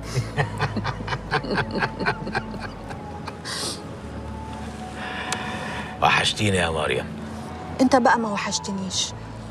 انا خلاص زهقت من اللعب ده، وصدقني المرة الجاية لو كلمتني مش هرد عليك يا سليم. انا مش عارفة كلمتك تاني ليه مع اني كنت ناوية ما ردش عليك. عشان بتحبيني. بحبك واخرته ايه؟ احنا ما بقيناش عيال صغيرين. كل ما بنقرب للجد بتهرب، وكل ما بتحس اني بضيع منك بترجع تاني. مش معقول يا مريم، هو ده وقته؟ على رأيك هو كان وقته قبل كده علشان يبقى وقته المرة دي؟ الصبر. اصبري شوية يا مريم. انت عارفة كويس انه مش معقول ان انا بعد العمر ده كله الاقي نفسي فجأة كده محبوس في قفص. انا مش سجانة يا سليم. وهو برضه في سجانة زيك كده؟ بذمتك في سجانة بالحلاوة والجمال ده؟ عارفة، والله العظيم لو كان السجن بالحلاوة دي أنا أرتكب أبشع الجرائم وأخش السجن أقضي بقية عمري معاكي، ما أشوفش حد غيرك. اهو ده اللي انا باخده منك، شوية البكش والكلمتين اللي بتضحك على عقلي بيهم. عارف يا سليم، انا ساعات بحس انك بترجع لي علشان بس افكرك بالحتة النظيفة اللي باقية جواك. لا طبعا مش حقيقي، أنا عمر ما كان جوايا حتة نظيفة. يا ديف، أول ما البنت تقول لك أنت زي أخويا على طول تقول لها عرفيني بأمك. يا سلام، صح، ما تبقى زي أمي عاد. أديك ابتديت تفهم. تيجي ماسك البنت قدام أمها وسكعها بالقلم على وشها وتقول لها بنتك يا هانم دايرة على حل شعرها، وأنا زي أخوها لا مؤاخذة وما أناش خرنج. سلام يا رايق وانت رايق، وكده اطلع من دايرة انت زي اخويا يا فارس. ده انت هتطلع من حياتك كلها، هتطلع من كل الدوائر. يا عم الرايق، انا عايز ادخل في الدوائر تطلعني. انا ما عارفش الحريم دي عايزه ايه. ابقى حنين معاهم يقولوا ده راجل سهل قوي، وماله السهل؟ طب ما العيله بتطلع من الامتحانات يقولوا الله ده سهل قوي، وابقى عفش معاهم وغامض يقولوا ده صعب قوي، وماله الصعب يعني يا عم الرايق؟ طب ما العيله بتطلع من الامتحانات يقولوا ده صعب قوي بس حليناه. يعني ليه حل يا عم الرايق؟ اعمل ايه عشان اعجبهم انا؟ النسوان يا ابني ملهاش كتالوج، وربنا هيرزقك. ان كان بيرزق الفوله بكيالها مش هيرزقك انت. يا رب يا عم الرايق، يا رب. قولي امين. امين.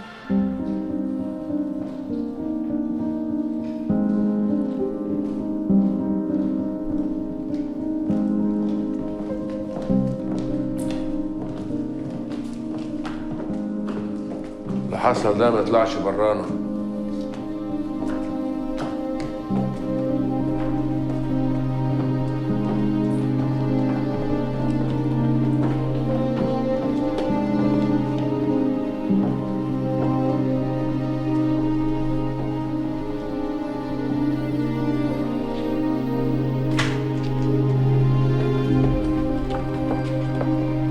على مهلك.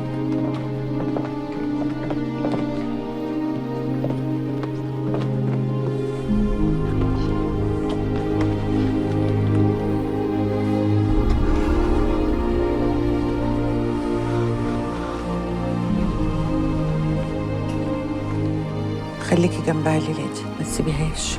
حاضر يا ماما، من غير ما تقولي طبعا.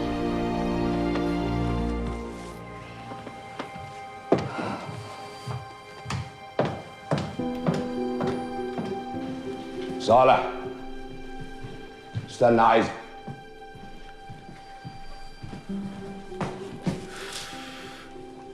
عيب قوي لما تسيب اهلك في ظرف زي ده وتمشي. خلي عندك دم. بقول لك يا زكريا، انا هروح ابيت في بيتي وابقى اجي لكم هنا الصبح. ولازمته انك تبات في بيتك وتسيبنا؟ يا اخي حسس اهلك مره واحده انك موجود في حياتهم. اسمع يا ابني، بكره هتندم على كل دقيقه سبت فيها امك وابوك وما قعدتش وسطهم. انت مالكش غيرنا. تصبح على خير.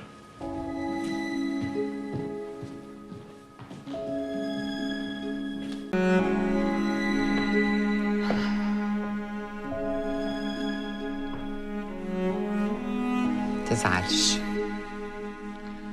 عايزاني اعمل ايه يا جيهان يعني؟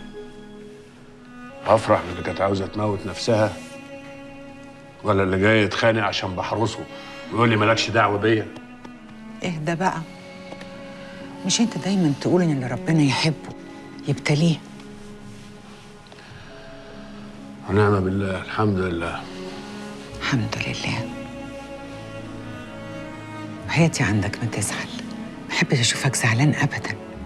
وبعدين انت عارف ولادك يوم والتاني وهتلاقيهم جايين ملمومين حواليك، دول ما يقدروش يبعدوا عنك ابدا. بكره علمه عند ربك، بس هو اللي عارف هيجيب فيه ايه.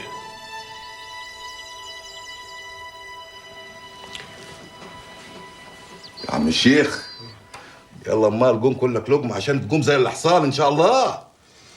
الدكتور قال ايه يا حسن؟ هيروحوا يعملوا اشعه على ايديه عشان يشوفوا فيه كسر ولا لا، بس هو قال يلزموا الراحه التامه. ربنا يطمنا عليه يا رب. انا بس كنت عاوز استاذن حضرتك في حاجه. خير. المفروض النهارده عمار كان يروح يجيب المواد من دكان عم حمزه وهو تعبان، فانا قلت يعني استاذنك اروح المشوار ده مكانه. لا ما ينفعش، خلي امير وعزيز يروحوا او ياخدوا حد من العيال معاهم. ليه بس يا عمنا؟ انا مش هتاخر. ما ينفعش انت وعمار تسيبوا الدار لوحديها. اباي ما خلاص يا حسن قوم امال الله يهديك. الشيخ عايز يرتاح، روح انت الامير قول له خلص المشوار ده وانت اقعد مع العيال هنا عشان عندنا شغل كتير كتير قوي يا ابوي. يلا ابوي. الله يهديك. عن اذنكم. يلا يا عم الشيخ. يلا يا عم الشيخ. ايه الوجاهه دي؟ ده انا ما عرفتكش، ده حتى لو امك شافتك مش هتعرفك. ما تحسسنيش يعني ان انا كنت معفن قوي كده، انا بس بحلوي شويه في البدن. ماشي يا حلو، اقعد. قول لي، الشقه اللي جابتها لك خلود عجبتك؟ حلوه الصراحه، بس هو يعني انا لو طلعت فيها نسوان البواب بقى يقل مزاجه ويفضل قايل لي على الطلعه والنازله ولا ايه؟ نسوان؟ كل اللي شغلك وانت عندك شقه في الزمالك انك تطلع اشكال وسخه زيك ولا لا؟ دي بقى الحاجه اللي ما نقدرش نشتريها ولا ينفع ننضفها. ايه هي دي بقى؟ العقول والقلوب. اخترعوا اللي يغسل الكلى، بس لسه ما اخترعوش اللي يغسل القلوب وينظف العقول. وايه لازمته الكلام ده دلوقتي يا عم هاشم؟ لا ابدا، بس بفكر نفسي عشان ما اتعشمش فيك زياده. وايه المطلوب مني دلوقتي؟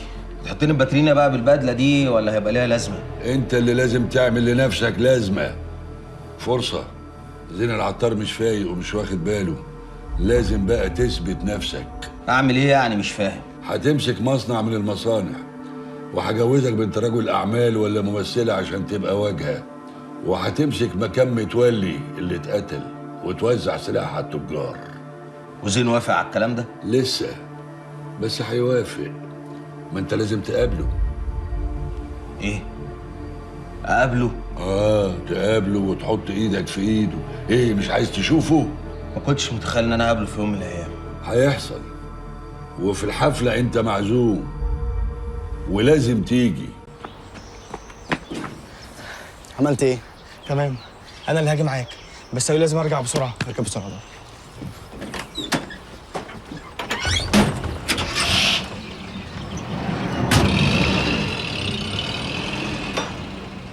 أنا مش هقدر أقابل بابا دلوقتي يا ماما، بعد إذنك. لازم تبقي عارفة ومتأكدة إن أكتر حد بيحبك في الدنيا هو أبوكي. ده قلبه وجعه من اللي انت عملتيه. أنا عارفة، عشان كده مش عايزة أشوفه. مش هقدر أحط عيني في عينه يا ماما. طب معلش، على كل حال هو بيطمن عليكي مني، بس لسه برضه مش عايزه تقولي انت ليه عملتي كده؟ ماما بعد اذنك ما تضغطيش عليا اكتر من كده. انا لما اقدر اتكلم هتكلم، او بحكي لك في الوقت المناسب.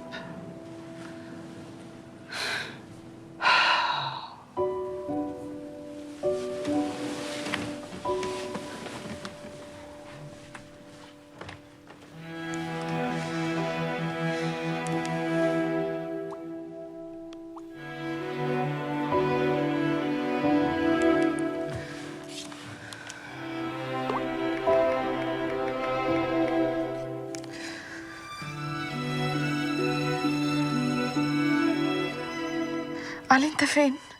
تعالى بسرعة انا محتاجالك.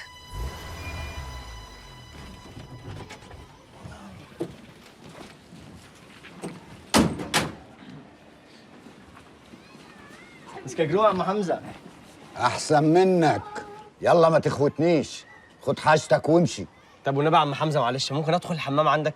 مفيش حمامات هنا، اعمل في الشارع ولا اي قهوه ولا على نفسك حتى. ليه بس كده يا عم حمزه؟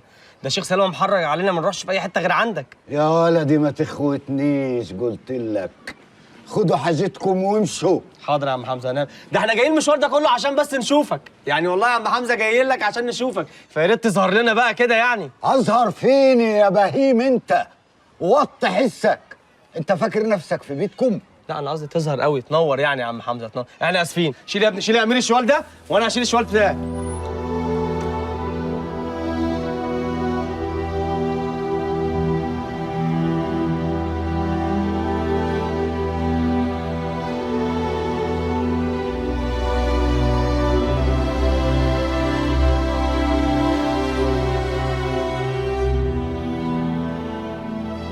احنا هنمشي بقى. نورت يا عم بنت حمزه. رحمه، مش قلت ما حدش يطلع من الشباك؟ ينفع يعني؟ انا هكسر راسك. يلا يلا نجيبه انت وهو. سلام يا عم حمزه، مع السلامه.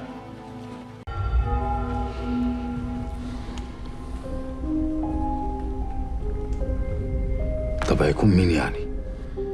هو كل اللي قريب منك عقلك هيرفض يشك فيه. انا دلوقتي ما بقتش عايز اعرف هو مين. انا هعرف بطريقتي. المهم بضاعة هتوصل كمان يومين. عاوز عينيك في وسط راسك لحد ما تدخل المخازن. طب واللي حصل في الدار؟ اللي حصل في الدار ده محسوب ومدروس. بيلعبونا، عايزين يوقعونا.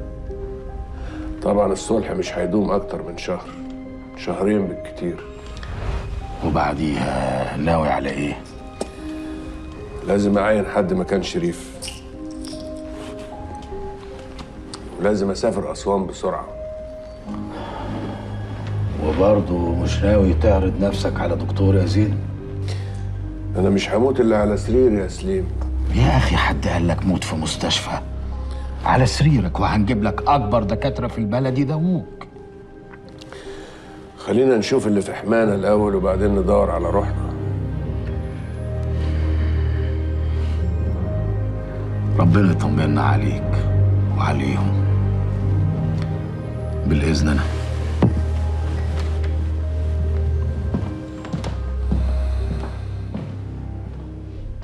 هي سلمى عامله ايه دلوقتي؟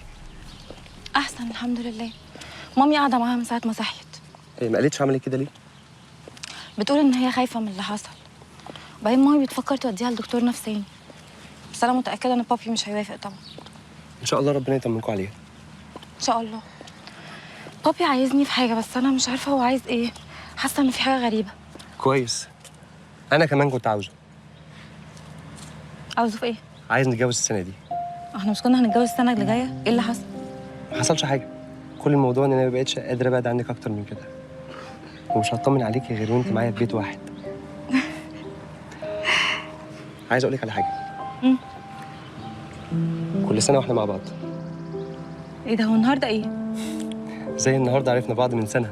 ايهاد والله العظيم انا اسفه، انا فاكره طبعا مش ناسيه، بس انت شايف اللي بيحصل. انا عارف، انا بحضر اليوم ده من سنه وعشان كده جبت لك دي. ايه ده؟ شوفيها. بجد عملت كده؟ من اول يوم شفتك فيه وانا عارف ان احنا هنبقى لبعض، فكنت بعمل كل ده عشان اجي ادولك النهارده. حلوين قوي. عجبوكي؟ طبعا. طب شفت الصوره دي؟ ايوه، ازاي الصور دي عندك اصلا؟ ما سبتش حاجه الا لما عملتها. ايه ده، مش شايفة دي؟ تصدق؟ انا احلى منك بكتير قوي. يا ستي مش قوي يعني.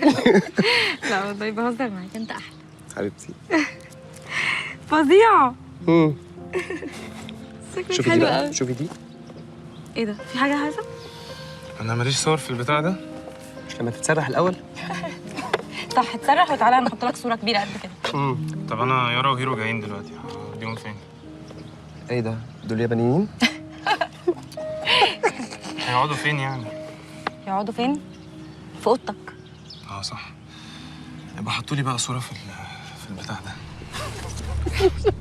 ايه يا رايق؟ عملية كل اسبوع كل اسبوع. العمليات دي بتتم في السر ليه؟ طب يا فتحي خلاص خلاص يا عم بقى، انا هتصرف، هظبط كل حاجة. اتفضل اتفضل. الباشا الكبير بيرتصنا، بيدخل شحنتين كل شهر وعايز الشغل يبقى على قد. ودي كان ميعادها امتى؟ بعد يومين طلب من فتحي انه يشتري مخازن باسمه. مش عايز ان المخازن يبقى ليها اي علاقة بزين. حلو قوي الشغل ده. الطلعه دي عندي بقى يا باشا. لا يا باشا خلي بالك، الرايق كده ممكن يتمسك وسره ينكشف. واحنا مالنا ومال الرايق؟ احنا هنوصل المعلومه لاكرم وهو هيتصرف، وهنظبط انها تيجي من مكتب مكافحه المخدرات، وكأن فتحي رايق هو اللي كان مقصود بيها. طب ومحسن بيه هنعمل معاه ايه؟ ده بقى هنسيب له اكرم، هو هيتصرف معاه، ما تقلقش. الله عليك يا يوسف بيه، تلميذي بجد، المعلم محدش يقدر يعلم عليه. تلميذك يا باشا، عن اذنك. اتفضل يا باشا. عبد الله ما ينفعش يشتغل معانا، كل حاجه هتفضل زي ما هي. انا بستلم وفارس بيسلم. يا زكريا عبد الله ده يبقى ابن عمك، بعدين احنا محتاجين ناس جداد، ثم انه كمان دلوقتي ما ينفعش انت تبقى بتواجه وبتنفذ، انت لازم تبقى بتخلص مع الكبار بس. عبد الله كاره وكاره الخير لينا يا عمي. هو هيبقى العمده بعد ما ابوه ربنا يفتكره بس. بعدين ما انا كده كده بتعامل مع الكبار، ما فيهاش حاجه يعني. وانت موجود يا عمي، انت الخير والبركه. افهمني يا زكريا، انت هتبقى الكبير ولازم تبقى جاهز لده. مين اللي قال اللي انا هبقى كبير؟ امال ايه؟ تفتكر زين هيجيب مين الكبير؟ عبد الله ولا فارس؟ لا يا عمي، فارسية. لا انا ولا عبد الله ننفع يا زكريا. بصراحة يا عمي انا شايف ان زكريا كلامه صح. يعني على الاقل الفترة دي ما ينفعش ندخل حد مكانه. الله اعلم من الخاين. وامانة ربنا الرجالة كلها بتحب زكريا وبتحترمه.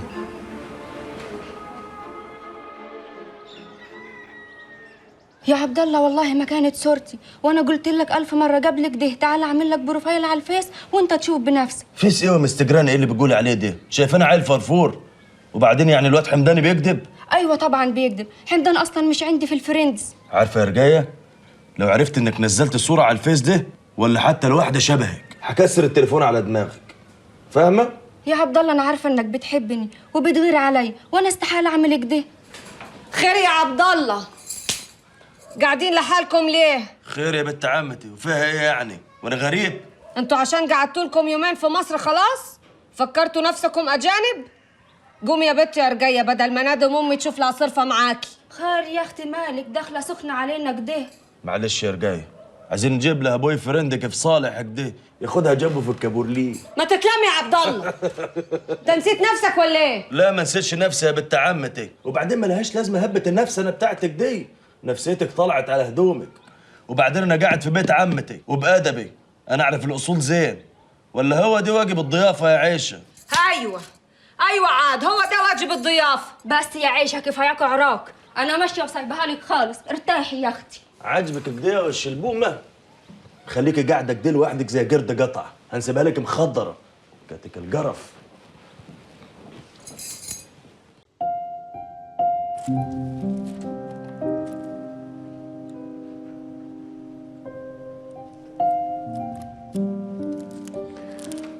انا بنبسط قوي يا اولاد لما بشوفكم مع بعض. الله يخليك يا عمي. وعشان كده بقى انا عايز افتح حضرتك في موضوع. موضوع ايه؟ يعني كنت عايز اخلي الفرح السنه دي. بصراحه مش لاقي اي سبب يخليني بعيد عن ياسمين طول الفتره دي. ده خبر كويس قوي، بس زي ما اتفقنا هتعيشوا معانا هنا. اللي تشوفه يا عمي. ممكن اعرف ما كنتش بترد عليا ليه؟ ما كنتش برد وخلاص. ايه اللي حصل يعني؟ يا سلام، ومن امتى بقى ان شاء الله؟ من الصبح. وبعدين ما انا جيت لك اهو، عايزه ايه تاني؟ فيك ايه متغير يا زكريا؟ طول عمري كنت بحس باللي هيحصل من قبل ما يحصل. انا حاسس دلوقتي ان اللي هيحصل عمره ما عدى علينا قبل كده. لو اللي متولي عمله ده كان نجح، كان هيخلي الناس كلها تروح تقف جنبه، وساعتها كان هيعملوا فينا ألعن من اللي كنا بنعمله فيهم. انت مخبي عليا ايه يا زكريا؟ مش مخبي حاجة. أقول لك إيه، أنا جاي تعبان وقرفان وعايز أفك. ممكن ايه يا ابني، هو البيت كئيب قوي كده ليه؟ ما انت عارفه عمي لسه ميت والدنيا مقلوبه. بس حلو شغل السلاح والاكشن ده. هو انت بتعرف تمسك سلاح يا حازم؟ للاسف لا، بس اخويا زكريا معاه السلاح بتاعه. طب بقول لك ايه، صح، وحوار ان ابوك تاجر سلاح والكلام ده ايه؟ هو فتح فين؟ ايه الكلام اللي انت بتقوله ده؟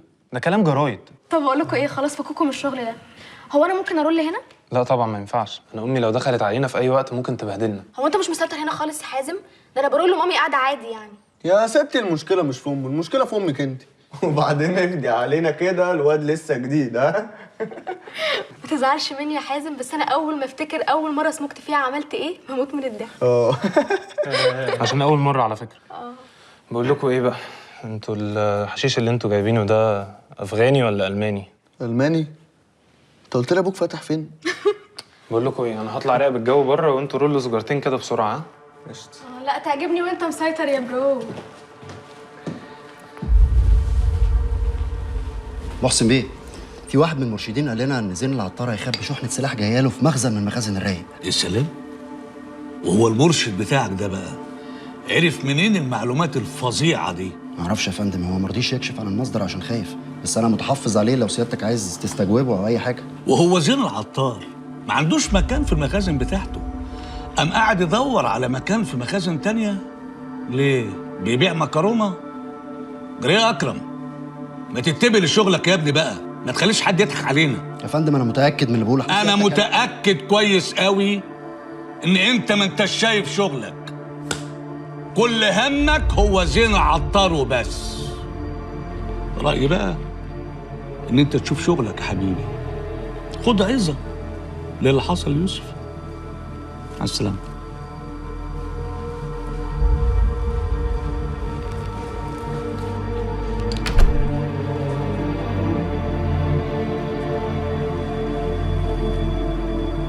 الو. ايوه حاج زين، ازيك؟ لا ابدا، بس اللي كنت عامل حسابه حصل. خبتك في بناتك يا زينب، يعني يا معدله ما كنتش عارفه تتجوزي المنيل صالح لهبل ده؟ مش عارفه؟ انت مش احلى من البت المعصعصه اللي جابها دي ولا لا؟ احنا مش مكتوب علينا نطلع من المخروبه دي ابدا، ولا لينا في الطيب نصيب. ما حبنيش يلا، ما حبنيش، اعمل ايه؟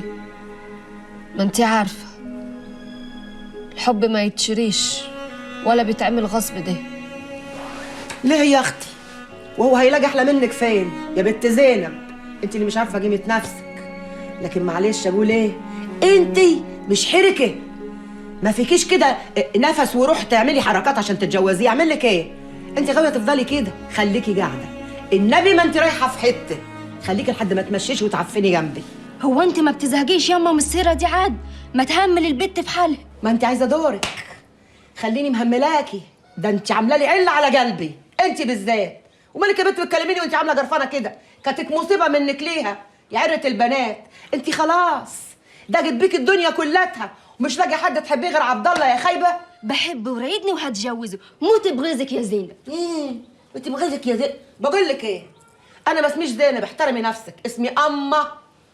ومعلش بكره تقولوا امنا جالت. يا شيخه كانت خيبه وانت عامله زي ليمونه في بلد جرفان، على طول بتتكلم كده. قومي افتحي لي التلفزيون، قومي فزي هاتي لي برامج التوك توك شوز دي، خليني احرق دمي زي ما انتوا حارقين وكاتكم نيله. احنا هنتجوز امتى يا زكريا؟ في يا ناديه، هو انت كل ما تبسطيني شويه ترجعي وتعكنيني عليا تاني؟ ليه؟ هو سيرة جوازنا بقت عكننه؟ انت عارف احنا بنعمل ايه؟ ولا احنا هنفضل مترافقين كده على طول؟ وانا ايه اللي يخليني استحمل الوضع ده؟ عشان بتحبيني. وانت كمان بتحبني وما بتحبهاش. ناديه، ما تجيبيش سيرتها تاني. ليه بقى؟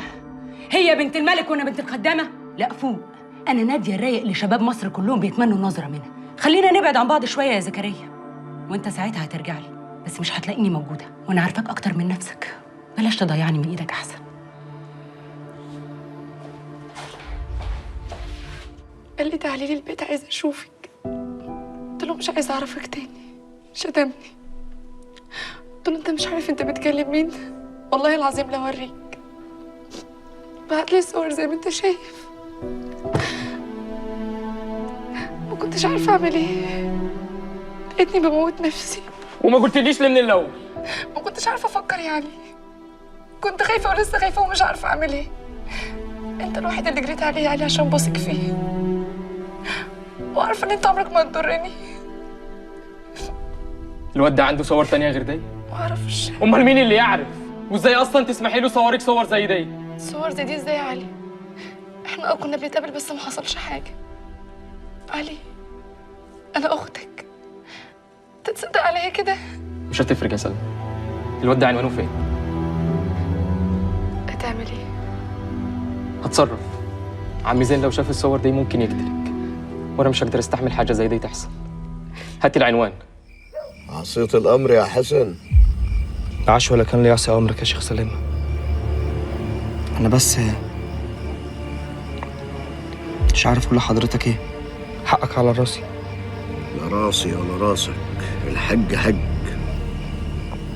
اللي تحكم بيه يتنفذ يا مولانا.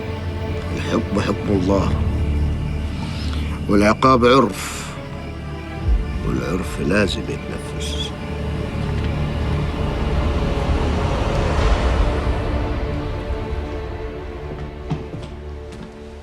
مساء الخير. خير يا حاج زين، قلقتني. هو انت بتقلق ابدا يا فتحي؟ خير.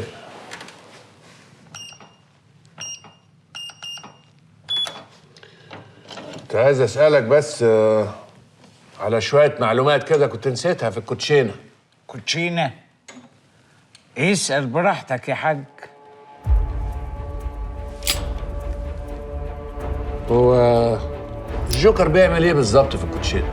ولا اي حاجه. ولا حاجه؟ ملوش لازمه الا مع غيره، زيك كده بالظبط. خنت بيت العطارين ليه يا رايق؟